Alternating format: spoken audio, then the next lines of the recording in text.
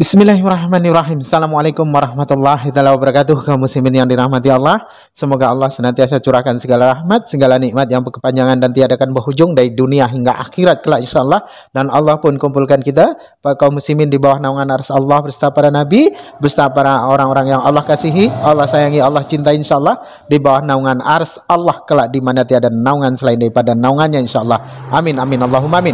Kaum muslimin, pada kesempatan pagi hari ini saya akan mengunggah sebuah video di mana video ini berkisahkan tentang bagaimana para munafikun, para kaum kafir ini ketakutan ya, dan mereka mencoba membuat narasi-narasi fitnah ya, narasi-narasi yang fitnah bahwasanya ini masih tentang bagaimana Taliban ya, di mana umat Islam Indonesia mengagung-agungkan ya, menyanjung-nyanjung ya, sampai mantan presiden kita yakni Bapak JK itu pun disebut-sebut di dalamnya ya. Nah, ini di dalam video ini ya, mereka tengah kelojotan ya di roomnya Paul Zhang ya, dan ada manusia-manusia yang sesungguhnya mereka itu ketakutan dengan bayang-bayang mereka sendiri ya, dengan bayangan mereka sendiri mereka ketakutan. Nah, ini para kutu loncat ini ya. Nah, sesungguhnya ya, orang-orang kafir itu, orang-orang kafir dan munafik itu ya, sangat ketakutan apabila ya, apabila umat Islam itu bersatu ya. Jadi umat Islam ya, jika mana umat Islam ini bersatu, maka orang-orang kafir dan orang-orang munafik itu akan ketakutan dengan sendirinya. Jadi untuk memerangi mereka tidak perlu kita mengangkat senjata, tidak perlu kita mengangkat melemparkan bom. Itu tidak perlu ya. Cukup umat Islam ini dengan bersatu, maka umat kafir ya, kaum munafik, kaum kafir ini akan ketakutan dengan sendirinya dan mereka akan mati dengan sendirinya oleh karena mereka takut dengan bayang-bayang mereka sendiri ya. Dan di mana di video ini ya, orang-orang ini ya, para kutu loncat ini tengah membicarakan tentang bagaimana Taliban. Mereka merasa aneh ya, kalaupun Taliban ini dapat menguasai Afgan ini ya dengan mudah, tanpa ada satu peluru saja yang muntah dari larasnya, itu narasinya ya. Nah, sesungguhnya mereka itu ya tidak menyukai ya, dan mereka itu takut apabila mana umat Islam itu damai. Nah, acap kali mereka berkata radikal, jualan radikal. Sesungguhnya yang radikal itu adalah mereka ya, bangsa kafir ini ya. Sesungguhnya yang radikal itu mulut-mulut mereka ya, kaum kafir ini. Oleh karena apa? Sesungguhnya ya, kaum kafir ini ketakutan apabila umat Islam ini bersatu ya. Nah, ketika Afgan ya, Taliban menguasai dengan damai ya, tanpa ada huru-hara, mereka tidak senang ya. Jadi mereka ini blunder dengan sendirinya, kaum kafir ini ya. Kalau seandainya ada peperangan, oh itu tengok tuh umat Islam ya, selalu berperang lah, inilah itulah itu ya kan, disalahkan, dihina ya kan, dijadikan bahan gorengan bagi umat-umat kafir ini ya. Dan tapi ketika umat Islam itu dalam keadaan berdamai sekalipun, mereka kelojotan ya, mereka kepanasan gitu loh. Umat Islam bersatu, mereka kepanasan, kelojotan seperti cacing kepanasan ya kan. Nah, umat Islam saling berperang, mereka kesenangan dan membuat narasi-narasi itu, tengok umat Islam itu begini begono ya, dengan segala keburukannya. Sementara peperangan demi peperangan yang ada di negeri-negeri Islam itu oleh karena adu domba kaum kafir. Nah, Taliban dengan penguasa Afgan yang semalam itu ya, kalaupun mungkin ada kesepakatan, nah, kalaupun mungkin ada kesepakatan damai tanpa ada pertumpahan darah, itu karena umat Islam sudah cerdas, sudah tahu bahwasanya kalianlah yang membuat umat Islam itu, ya, para kafir ini yang membuat umat Islam itu cerai-berai, ya, berperang satu dengan yang lain. Oleh karena kalian mau mengambil keuntungan dari peperangan ini, ya. Aduh, hai. Ini atas apa Ferdinand itu, ya, Ferdinand Notayan. Sikoto loncat, ya. Oke, kaum muslimin, ya, ingat, untuk memerangi mereka tidak perlu dengan senjata, ya, tidak perlu dengan hal-hal yang wah begitu, ya. Cukup umat Islam bersatu, maka mereka akan mati dengan sendirinya. Oleh karena mereka mati karena sakit hati, ya, terkena tekanan batin, ketakutan sendiri, gitu, ya, takut mereka dengan bayang-bayang mereka sendiri. Oke, kaum muslimin, agar tidak berlama-lama, ini saya sudah berlama-lama, ya, mohon maaf. Oke, ini videonya, silahkan kaum muslimin, para hamba Allah, simak dan cermati baik-baik bagaimana apakah benar apa yang saya ucapkan ini. Silahkan. Ini kelasnya Bang Ferdinand Hutahayan, ya, jadi ini kita beri waktu lebih banyak untuk Bang Ferdinand tentu saja, karena kita mau mendengar secara politis, ya, mau mendengar secara politis polisi apa, arah ini mau kemana Indonesia nih, kenapa tiba-tiba kita bisa pro Taliban, ya, kan aneh sekali. Silakan panggilan kepada Bang Ferdinand Hutahayan, politikus senior Indonesia, untuk bisa cerita, karena kita sekarang ini banyak mendengar kabar-kabar tentang, aduh, ini cukup mengerikan, ya, cukup mengerikan, karena saya ini terus terang ini, ya, masih penasaran ini, ya, sebenarnya bisa ada Taliban bisa menang, ini aneh, ini belum pernah seumur-umur ini Islam radikal menang, terus tiba-tiba Taliban menang. Nah, kalau di dalam narasinya saya, ya, karena sudah tidak ada Osama bin Laden yang sebagai sponsor, saya kira sponsornya sekarang ya JK ini. Wah, nuduh. Nah, iya, memang nuduh, memang. Tapi mungkin kita dengar, karena kan beliau ini, Pak Bang Ferdinand ini kan yang paling banyak kumpul dengan mereka, ngobrol-ngobrol. Ininya apa sih sebetulnya, motifnya apa, kenapa TV One itu membela banget Taliban. Coba TV One memang beda, ya. Pembelaannya terhadap Taliban luar biasa, berita-berita nanti kita akan dengar, tapi kita mau dengar dari Bang Ferdinand dulu, ya. Oke, silakan Bang Ferdinand supaya jangan kelamaan. Iya, baik, terima kasih Pak Paul. Ya, memang cukup mengagetkan bagi kita semua, ya, terutama di belahan bumi Indonesia ini tampaknya yang paling euforianya luar biasa terkait dengan berhasilnya Taliban menguasai Afghanistan, ya. Kalau soal kenapa Taliban bisa masuk dan menguasai di sana, ya, memang banyak hal yang belum tentu kita ketahui kebenarannya. Apa di balik ini, kenapa Taliban bisa dengan semudah itu masuk hingga ke ibu kota, dan di ibu kota pun tidak ada perlawanan sama sekali. Ya, satu peluru pun dari pihak tentara Afghanistan, dari pemerintah Afghanistan, tidak ada yang melayang untuk melawan Taliban ketika masuk. Ini memang banyak keanehan, kejanggalan, tetapi kita belum tahu seperti apa kebenaran di sana yang terjadi, sehingga Taliban bisa dengan mudahnya menguasai Afghanistan.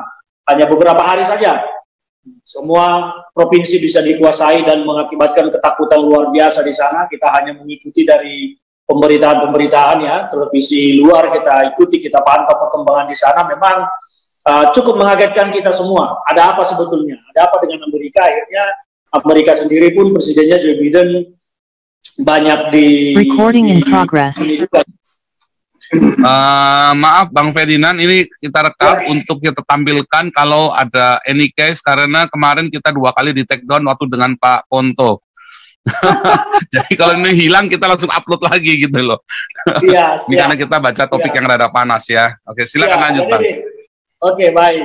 Kita tidak usah terlalu banyak membahas ada apa dan kenapa di sana Taliban, tetapi saya lebih suka membahas mengapa di Indonesia ini euforianya luar biasa, dan mengapa juga banyak sekali orang-orang di Indonesia ini yang memuji pergerakan Taliban, bahkan kasat mata terlihat sadisnya Taliban membunuh orang, memperlakukan wanita dan anak-anak secara tidak beradab, tidak bermoral. Tetapi kok bisa di Republik Indonesia ini, sebuah negeri berpancasila yang mengaku paling beragama, paling bertuhan, tetapi memuji-muji hal-hal perbuatan sadis seperti itu.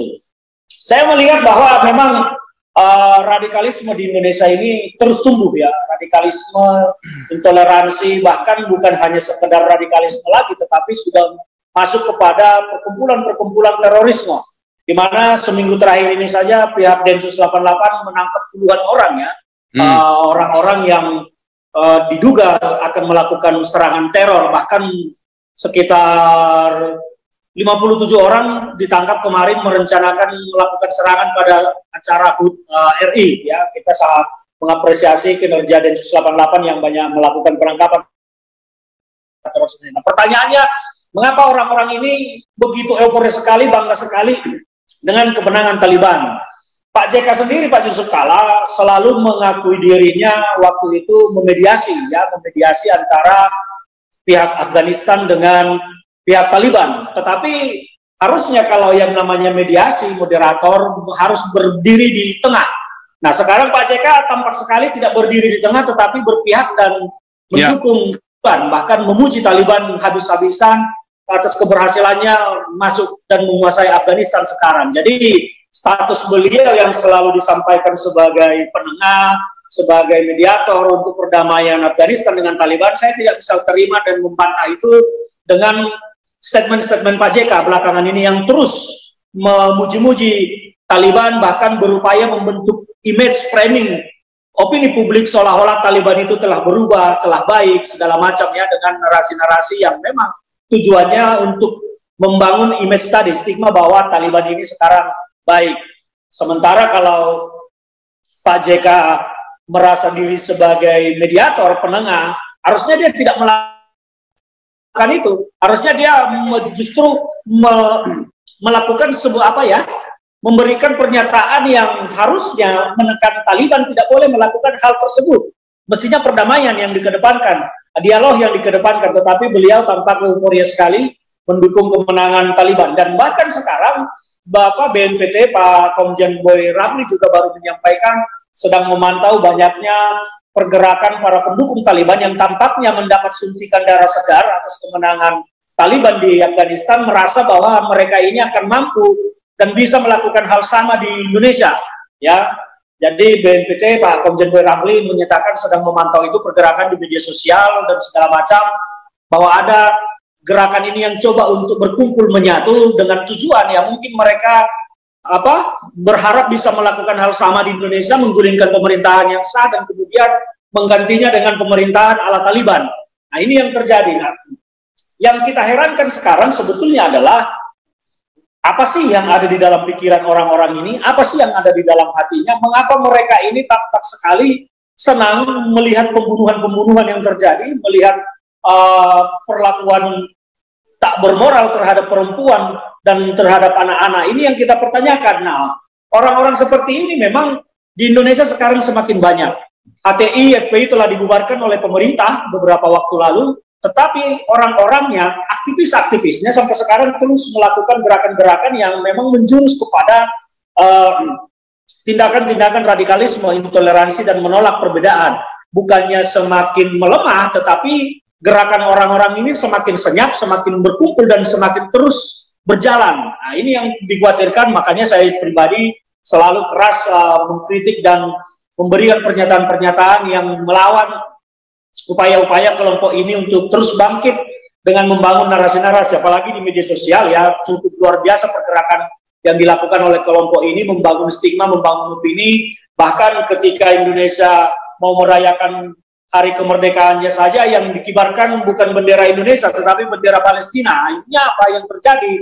Kita melihat ini tidak bisa dibiarkan. Ya, kelompok ini tidak boleh dibiarkan karena akan semakin menjadi-jadi. Saya baru mau mengeluarkan statement juga tadi pagi bahwa pemerintah kalau membiarkan ini, ya Indonesia akan juga pada waktunya mungkin 5-10 tahun ke depan akan terjadi perang saudara, pertumpahan darah, karena kelompok ini pasti akan semakin membesar. kalau kita melihat tiap hari banyak sekali ya upaya-upaya propaganda opini yang dilakukan oleh tokoh-tokohnya melalui ceramah-ceramah berlindung di balik agama, berlindung di balik dalil-dalil agama. Padahal saya pikir tidak ada satupun agama di bumi ini yang mengajarkan membunuh adalah jalan masuk surga. Saya tidak pernah mendengar ada agama seperti itu. Bahkan animisme saja tidak percaya kalau membunuh itu adalah sesuatu perbuatan yang baik. Nah, kok bisa orang-orang seperti ini merasa bahwa melakukan kekerasan, melakukan kejahatan, melakukan pembunuhan menjadi sebuah jalan menuju surga, ya, entah surga apa yang dituju. Nah, ini yang selalu juga saya sampaikan kepada pemerintah Republik Indonesia terkait dengan pergerakan yang muncul beberapa minggu inilah, seminggu terakhir ini sejak Taliban menguasai Afghanistan. Memang sangat luar biasa, banyak sekali tokoh-tokoh publik yang justru membangkitkan aroma untuk melakukan hal yang sama. Sepertinya mereka, seperti saya katakan tadi, mendapat suntikan darah segar baru atas kemenangan Taliban ini, bahwa di Indonesia mereka akan mampu melakukan hal yang sama.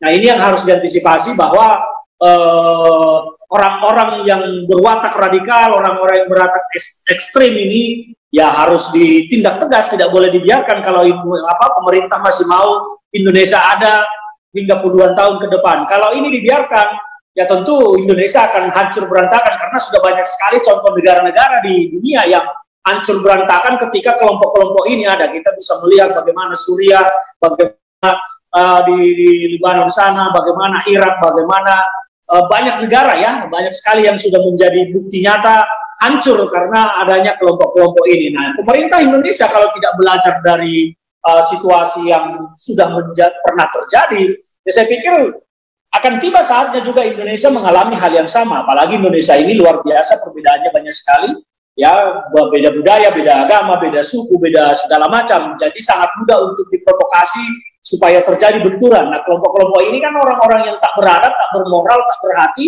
tak punya otak lah menurut saya, tidak akan peduli dengan hal ini. Yang penting mereka hanya berpikir bagaimana menegakkan apa yang mereka yakini. Ketika orang sedang bicara tentang kemanusiaan, mereka ini tidak peduli, mereka hanya peduli kepada apa yang diyakininya. Nah, ini yang akan menjadi perlawanan berat, dan saya pikir tidak mudah juga bagi pemerintah menghadapi ini semua. Karena apa? Mereka akan berlindung di balik tameng agama. Nah, ketika sudah berbenturan dengan agama, penindakan hukum berbenturan dengan agama, politik berbenturan dengan agama, nah ini yang sulit. Apalagi yang dihadapi adalah agama mayoritas di Indonesia. Nah, sementara banyak juga tokoh-tokoh agama di Indonesia ini yang selalu mengajarkan ketenangan, kedamaian, bahwa itu bukan ajaran agama, tetapi doktrin-doktrin yang diajarkan oleh kelompok-kelompok radikal lebih banyak terjadi, lebih sering terjadi, dan hampir tiap hari mereka ini terus melakukan pergerakan senyap di bawah, bahkan masuk ke kantong-kantong, ke desa-desa, ke kelompok-kelompok kecil. Ini yang terjadi, dan semakin sulit. Sementara tokoh-tokoh agama yang mendoktrin supaya ajarannya lebih lembut, lebih sesuai dengan kemanusiaan, beragama dengan baik, bertuhan dengan benar, ini akhirnya perlahan-lahan semakin kalah dan semakin terkikis ya pengaruhnya. Karena banyak sekali, apalagi kalau di sini orang-orang yang datang dari Yaman, entah dia benar adalah seorang Habib atau enggak, itu kalau mengaku Habib sudah langsung dianggap wah sangat dihormati luar biasa.